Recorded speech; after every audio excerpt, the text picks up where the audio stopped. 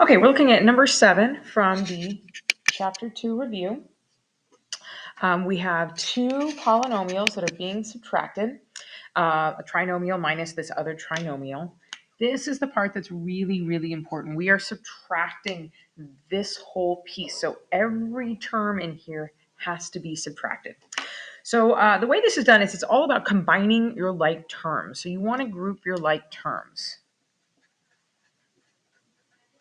That's the big deal here. So I have a y squared, a y, and I have a constant, just a 2 here.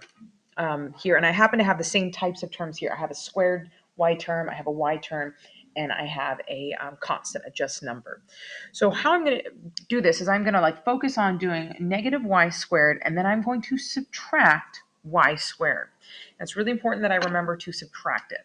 So it is going to be a minus y squared minus y squared. Those two terms are like terms.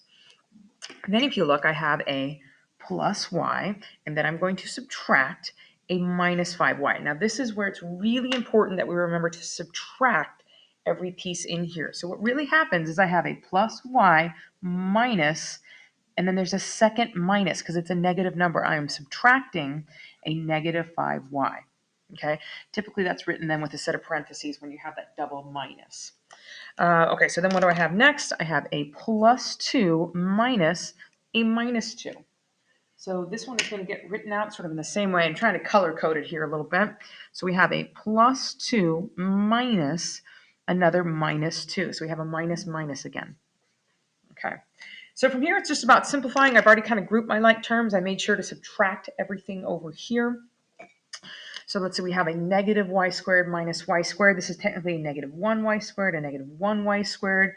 Negative 1 minus 1 is negative 2y squared. And if you're getting stumped sometimes by the actual addition and subtraction, you can use a calculator, right? This is minus 1. Look, minus 1.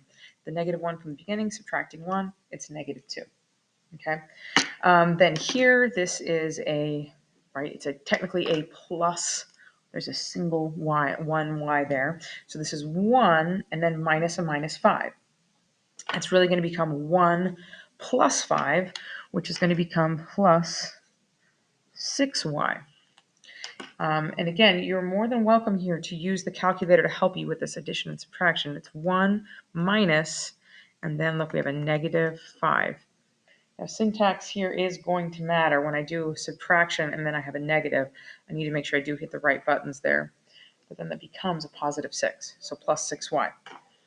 And then this is 2 minus a minus 2, which is effectively 2 plus 2.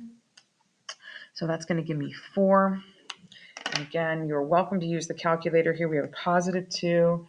And then what are we doing here? I'll put it over here. We can see it. We are subtracting a negative 2. Even if I don't put those parentheses in there, as long as I do subtract a negative. So I do subtract, and then I use my negative button. I'm going to get 4. Okay, and really this is my final answer. I do not try to put these terms together because they are not like terms. Like terms need to have same variable to the same power. Really final answer. There it is. Hope that is helpful.